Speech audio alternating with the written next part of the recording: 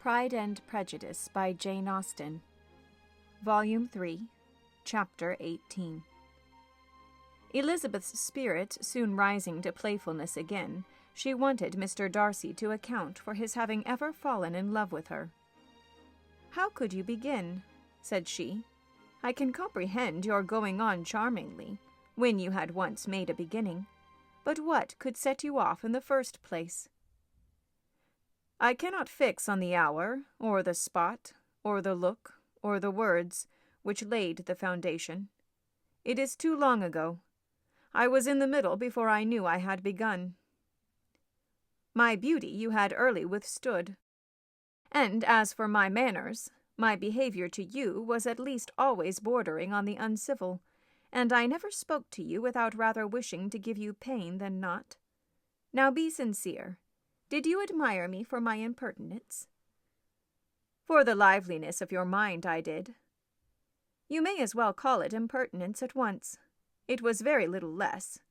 The fact is that you were sick of civility, of deference, of officious attention. You were disgusted with the women who were always speaking and looking and thinking for your approbation alone. I roused and interested you because I was so unlike them. Had you not been really amiable, you would have hated me for it. But in spite of the pains you took to disguise yourself, your feelings were always noble and just, and in your heart you thoroughly despised the persons who so assiduously courted you. There, I have saved you the trouble of accounting for it, and really, all things considered, I begin to think it perfectly reasonable. To be sure, you knew no actual good of me, but nobody thinks of that when they fall in love." "Was there no good in your affectionate behavior to Jane, while she was ill at Netherfield?" "Dearest Jane, who could have done less for her? But make a virtue of it, by all means. My good qualities are under your protection, and you are to exaggerate them as much as possible. And in return it belongs to me to find occasions for teasing and quarrelling with you as often as may be, and I shall begin directly by asking you what made you so unwilling to come to the point at last. What made you so shy of me when you first called, and afterwards dined here? Why, especially when you called, did you look as if you did not care about me?" "Because you were grave and silent, and gave me no encouragement."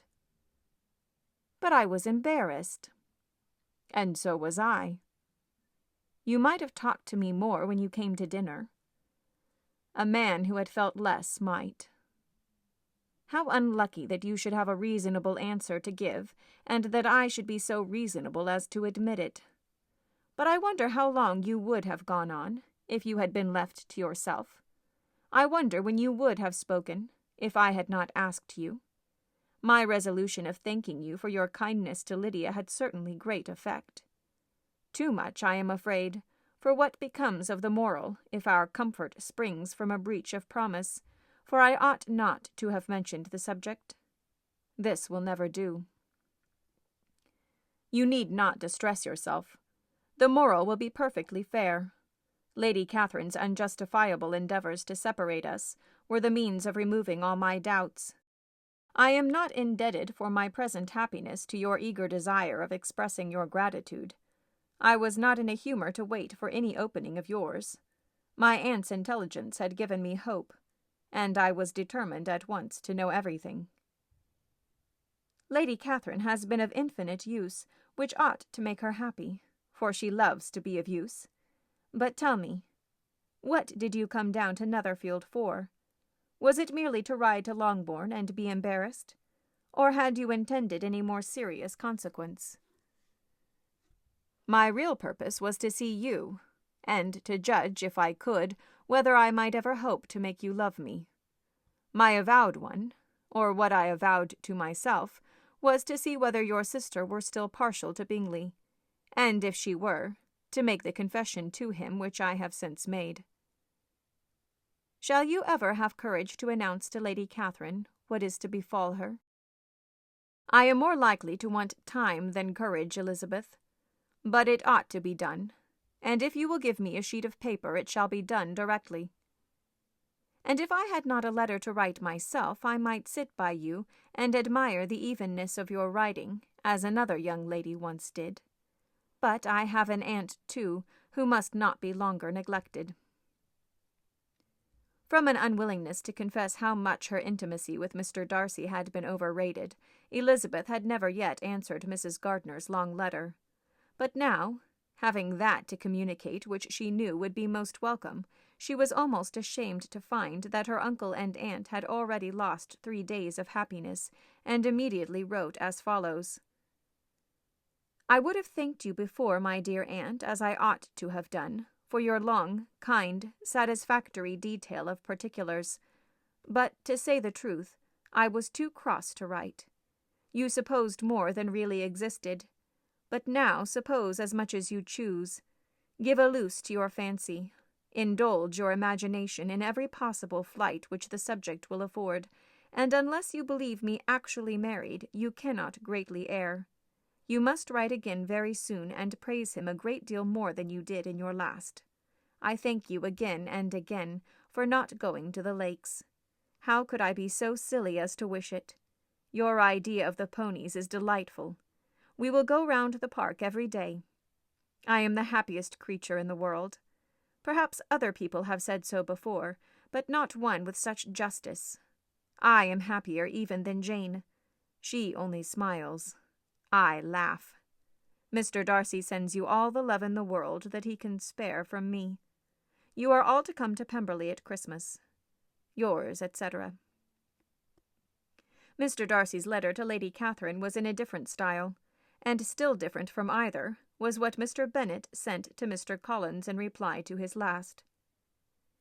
"Dear Sir, I must trouble you once more for congratulations. Elizabeth will soon be the wife of Mr. Darcy. Console Lady Catherine as well as you can, but if I were you, I would stand by the nephew. He has more to give. Yours sincerely, etc."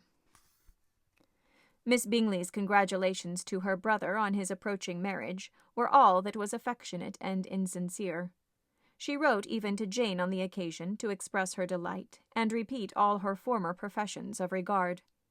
Jane was not deceived, but she was affected, and though feeling no reliance on her, could not help writing her a much kinder answer than she knew was deserved. The joy which Miss Darcy expressed on receiving similar information was as sincere as her brother's in sending it. 4 sides of paper were insufficient to contain all her delight, and all her earnest desire of being loved by her sister. Before any answer could arrive from Mr. Collins, or any congratulations to Elizabeth from his wife, the Longbourn family heard that the Collinses were come themselves to Lucas Lodge. The reason of this sudden removal was soon evident. Lady Catherine had been rendered so exceedingly angry by the contents of her nephew's letter that Charlotte, really rejoicing in the match, was anxious to get away till the storm was blown over.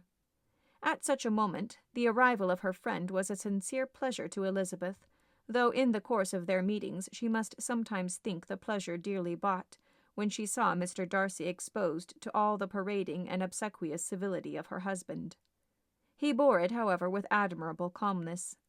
He could even listen to Sir William Lucas, when he complimented him on carrying away the brightest jewel of the country, and expressed his hopes of their all meeting frequently at St. James, with very decent composure. If he did shrug his shoulders, it was not till Sir William was out of sight. Mrs. Phillips's vulgarity was another, and perhaps a greater tax on his forbearance.